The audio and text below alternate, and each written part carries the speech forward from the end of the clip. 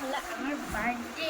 তো বার্থডে দিন হলো আমি গিফট পেয়েছি। তো সবাই আমাকে হলো হ্যাপি বার্থডে যায়। তো এই গিফটটা আমার পিছু দিয়েছে। তো এখন এই গিফটটা আপনাদের সাথে আনবক্সিং করব। এই দিক থেকে শুরু করে কত বড় আর কত ভারী।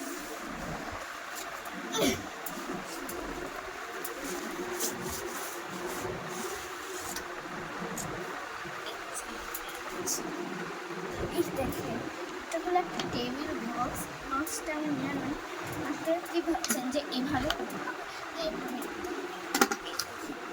এটাকে এইভাবে করতে হবে, এরপরে এটাকে।